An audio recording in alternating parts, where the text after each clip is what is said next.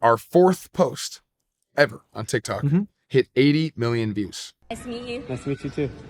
Oh, Arv, I never got your TikTok. I got you. Wait, what? What? That's some serious Insane. numbers. With 500 followers. We had 500 followers. Let that sink in, right? Yeah. You can't do that on Instagram.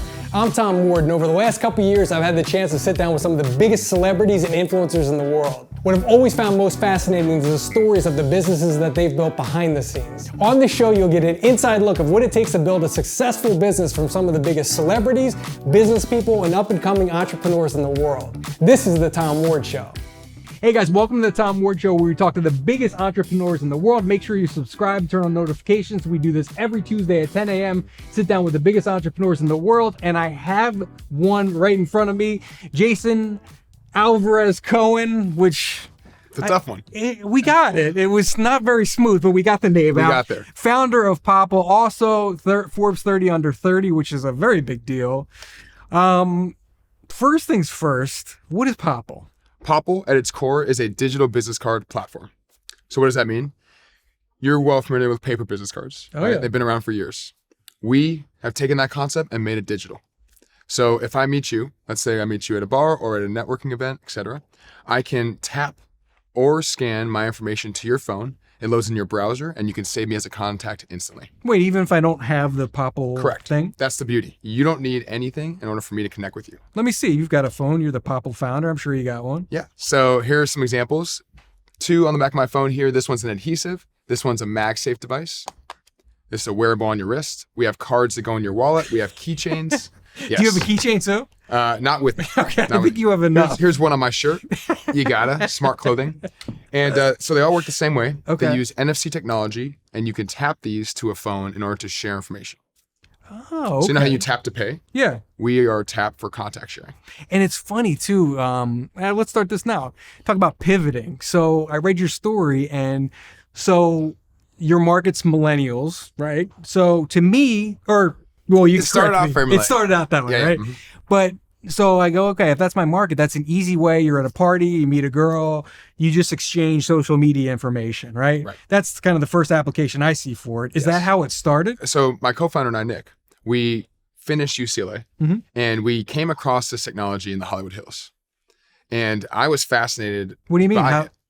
So we came across it in a different use case. Okay. Yeah. It was, we tapped a device and it shared information, right? But it was more like a menu, Oh, okay. right? But the key was that I was able to get that information without me needing an app.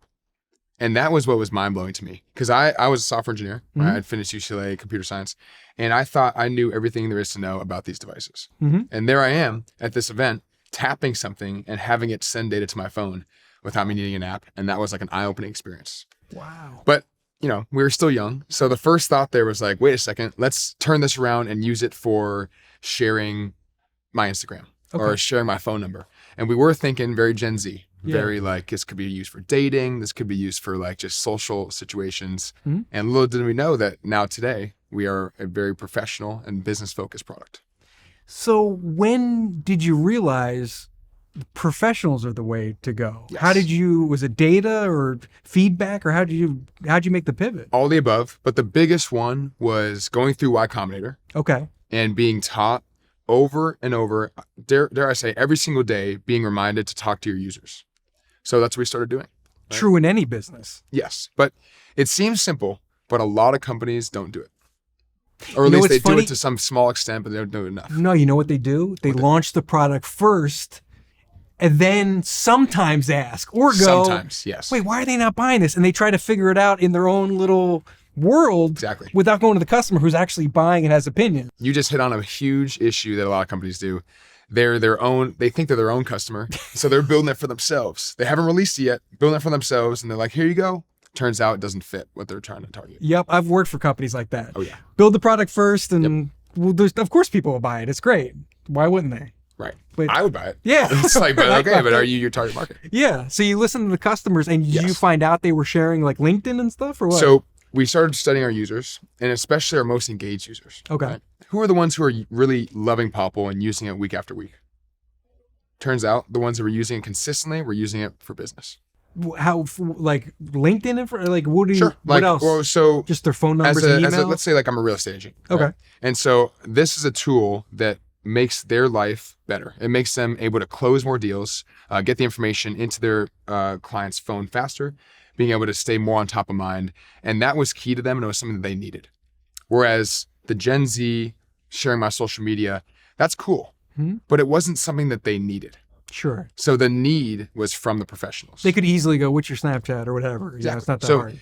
it's a cool, and it's solving like a kind of a faster to connect issue, but it's not a real problem. And that's where we struck a chord with professionals. It's funny too, because I'm older and I come from a generation of paper cards.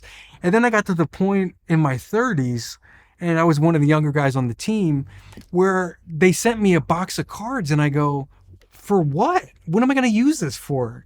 I just give them my social handles or my email address or plug in my phone number. Exactly. Like, it's a disconnect. Yeah, I don't need this. But for a certain generation, it was, of course you use business cards. Right. Is it hard, or is that pretty much over in the marketplace you're finding? No, it is far It's from still a over. thing? There are billions spent on business cards every year, which is insane. Is there certain industries more than another?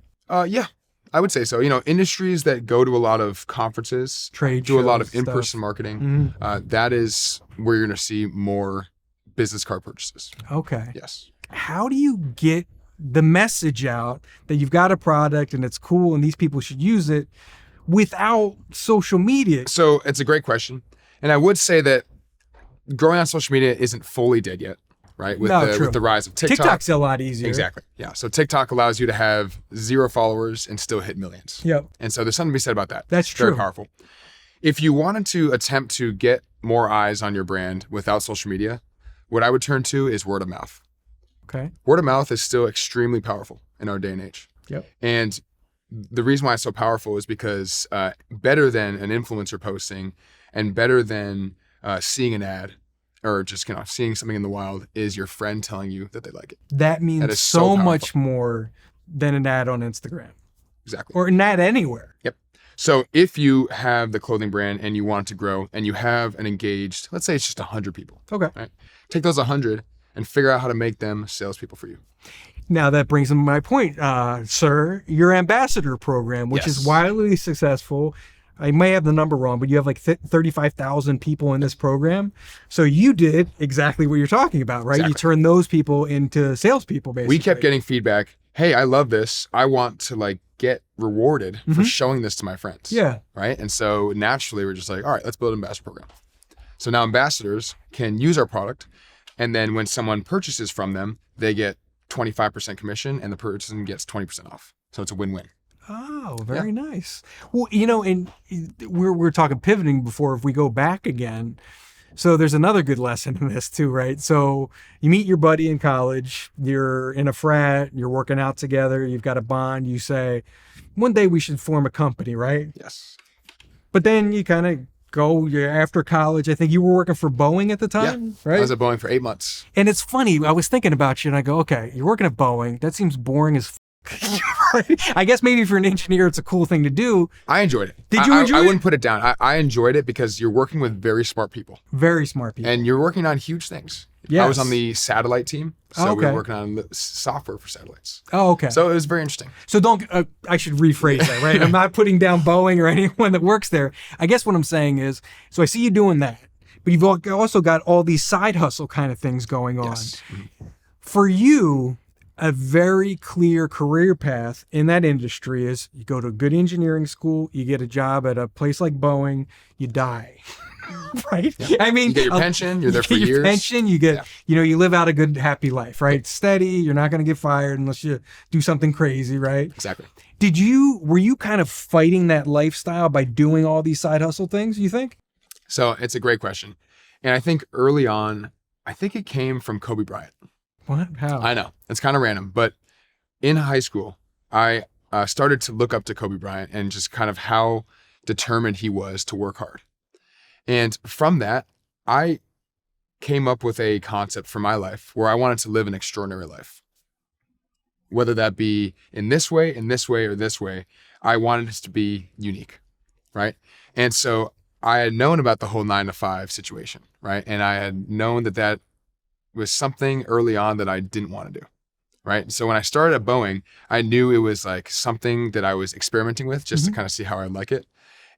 But it was just kind of a temporary thing until I found something that I could do that was more extraordinary. And so that's why I had all these side hustles, right? Because I was trying to see, you know, are these going to turn into something I can make full time? Is this something? And so I was, learning good things at Boeing and doing these side hustles.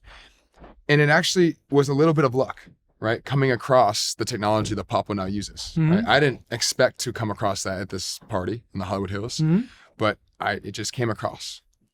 Now, social media, if we stay on that, you guys have used that very effectively. Yes. Especially, you know, we're kind of down on Instagram a little bit, but TikTok, a lot of growth happening there. And that's one of the few platforms that you really can blow up overnight.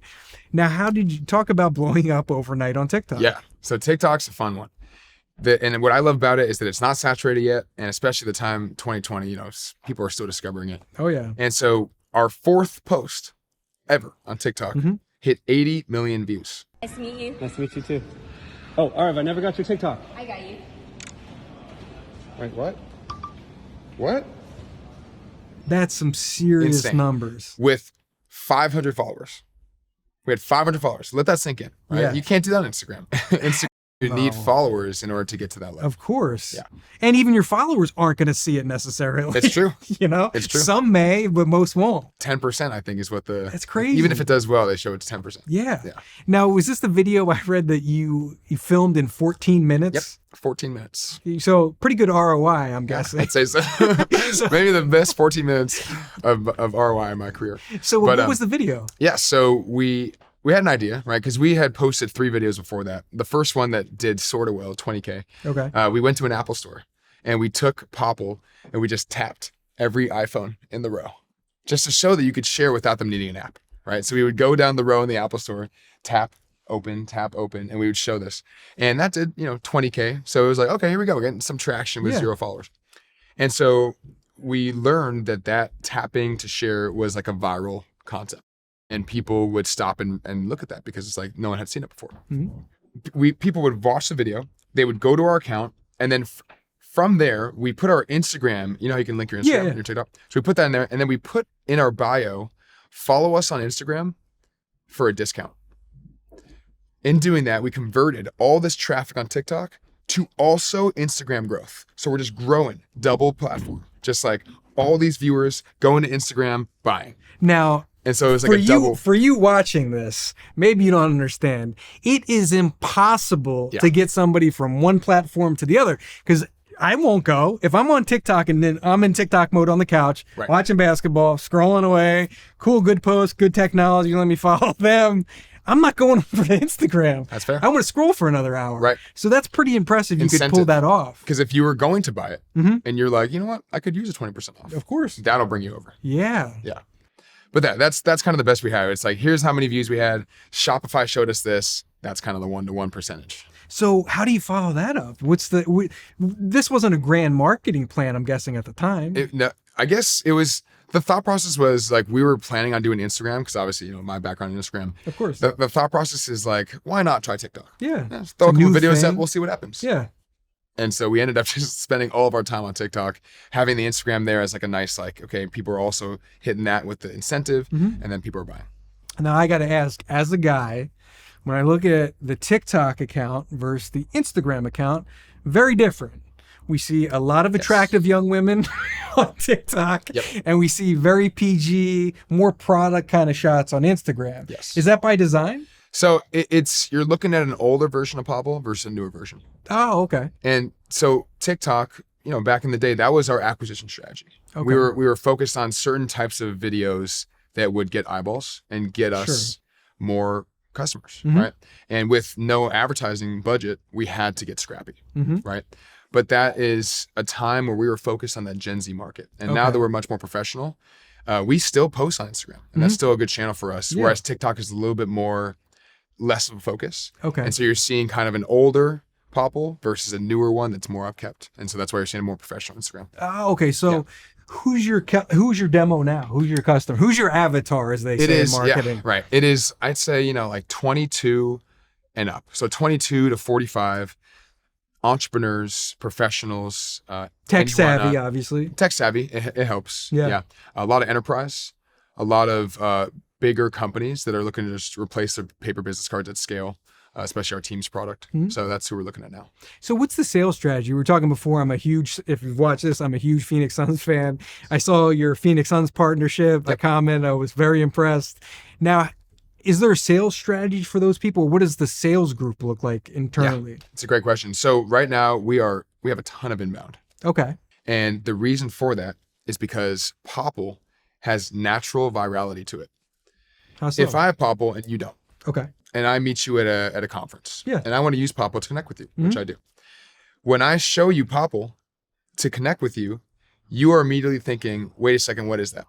And now you're curious, Of course. right? And the success that we have in connecting has you thinking, I could probably use that for my business. I can use that for my coworkers, my company, etc.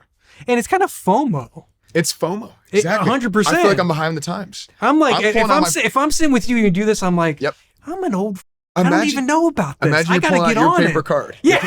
And you're like, And you pull that out. I don't even know if I should give this to you now. Yeah, I'm embarrassed. I'm like, Exactly. oh, sorry, I don't have any cards Exactly. with me. So you feel like you're behind the times. And so Wow, that's smart. that concept allows us to have, as we grow our users, Mm-hmm. more people are learning about it, all this inbound. So the way our sales cycle works for companies like the Phoenix Suns Yeah. is we have a ton of AEs. So account executives, Mm-hmm. we have 6 now. We're just hiring more and more. And so they'll do demos Okay. for companies. They focus on big companies. Yes. Okay. Yep. Demos are only for 20 and up members. Okay. So 20 members and up. If you're smaller, it's a self-serve. Okay. So AEs will do a demo. And then once that demo happens, usually we have a close. Okay. Yeah. With bigger companies like the Suns, it's a little bit more back and forth, Mm-hmm. learning about the concept, the value, how's the onboarding, how am I going to get my team engaged. Mm-hmm. But usually, once the demo happens and they understand the concept, it's a close from there. It's funny. I interviewed Mike Cesario. He founded Liquid Death. Oh, yeah. You know, the water fan. company. Mm-hmm. Very cool. Great marketing guy. Yes. But he was saying kind of a similar thing was, and you had this lesson, I forget how you worded it, but basically he said, just go put something out there. Yes. But even if you don't have a product, you could still put it out there. And when he said that, I'm like, maybe I'm slow, but what are you talking about? Of course you have to have a product first. He goes, no. He goes, you come up with some kind of mock-up of a can. It's not expensive. Yep. And you run a couple Facebook ads. Yes. Are people well said. Are people into it? Yeah, no. It costs you $10 to figure that out. Instead of doing a whole product run, finding suppliers, investing all this money Yes. to find out the same thing. Very well said by him. This is actually part of our core values. Okay. Launch and iterate. Yep, I love that. Yep. Talk about that. So a lot of entrepreneurs will make the mistake of, I'm only going to launch this when it's perfect.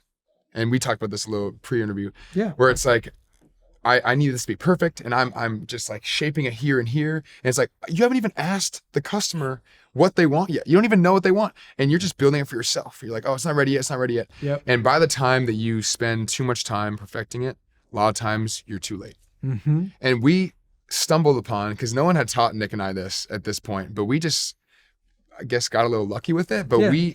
we launched and iterate perfectly.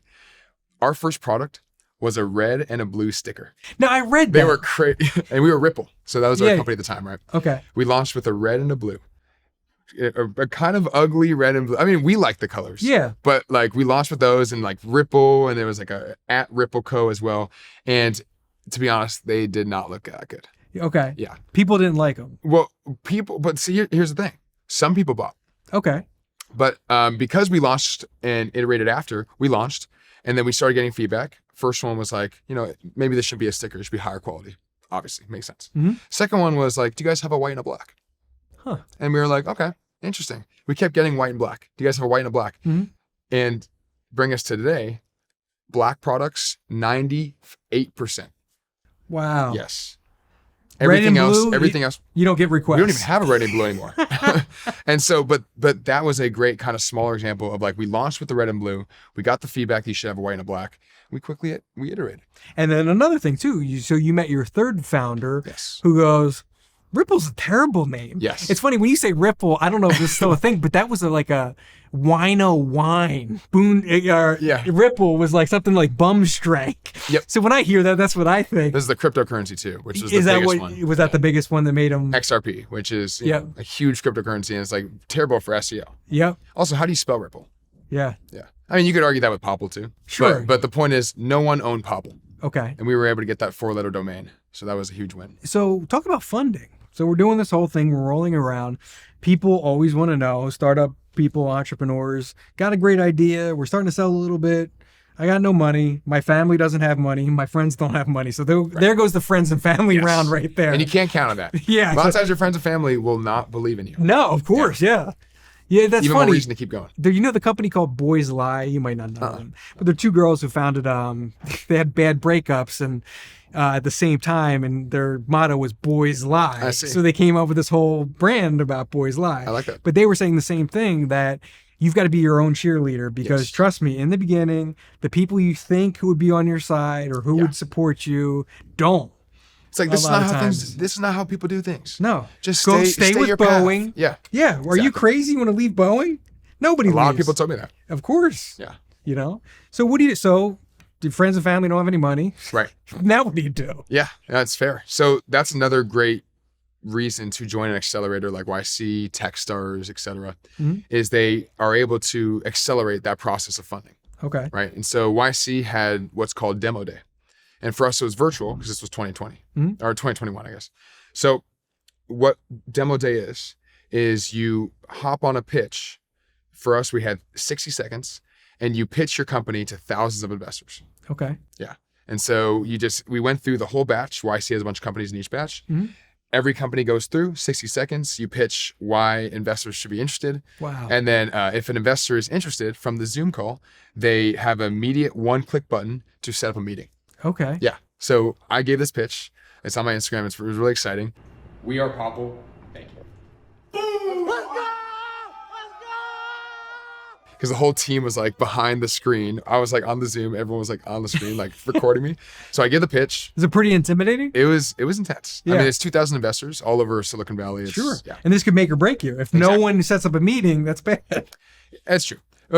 You're going to be okay even if that happens. But yes. Okay. So I give the pitch and we get a bunch of interest. And then that sets up meetings over the next 2 weeks. And so we were able to close our seed round in just a week and a half because of that meeting. Wow. Yes. So you definitely recommend that. Another huge value of YC. Yeah. Because it's like, they only bring in companies that have the potential to hit $1 billion. Okay. And so they're already giving you kind of that check of approval. Mhm. And so when you present traction on demo day, you have a good chance of getting good interest. That is a huge check because some great companies have come out of there. Yes. The other good check is the Forbes 30 under 30. That's I mean, nothing wrong with that. That's true. It's a good thing to have in your bio if you can get it. So how did that come about? Yeah. So for us, we had our PR team apply for us. And I think this was during COVID. Mhm. We got it in 2021. So it was like, COVID is not even been a year old yet. Mhm. And contactless solutions was Oh, very yeah. popular. Sure. Yeah. Safe. Exactly. And so we had just launched Popple recently, Oh, that makes sense. relatively. And so they saw our solution. They're like, "Look, big potential here." Mhm. And so we had our second interview for Forbes, did that well with my co-founder, Nick, tried to be eclectic and charismatic guys. And sure enough, they really liked what we're doing. They saw potential there. Does that do anything for your business at all, or that's more of a personal branding thing? It's more on the personal side, Yeah. but it can help with like getting you into some doors on the business side. Oh, okay. When you're talking to big companies, you go, oh, Exactly. they look you up. Hey, these kids know what they're talking about. Exactly. Okay. So where can we get Popple? Talk a little bit about the Yeah. product and what you have coming up and So first off, what's happening. download our app for free. Okay. Anyone can right now. You can start sharing immediately with your QR code. Very easy, very simple to switch over, especially if you're using paper. If you want to tap to share, then you need to buy one of our products. Those are available at popple.co, Amazon, Target.com, Walmart.com. We're actually going to be in Walmart in stores next year as well, so you can stop by there. And yeah, that's pretty much all the locations. Nice. Is that enough for you? That's enough, man. What else? Well, thank you, brother. That was good stuff. Thanks, Tom. Guys, thank you so much for watching, and make sure you subscribe and turn on notifications. We do interviews every Tuesday at 10 a.m. with the most successful entrepreneurs in the world. And check out my website, tomward.com, for more additional content. And we do 2 blog posts a month with lessons learned from all of these great entrepreneurs. So thanks for watching, guys.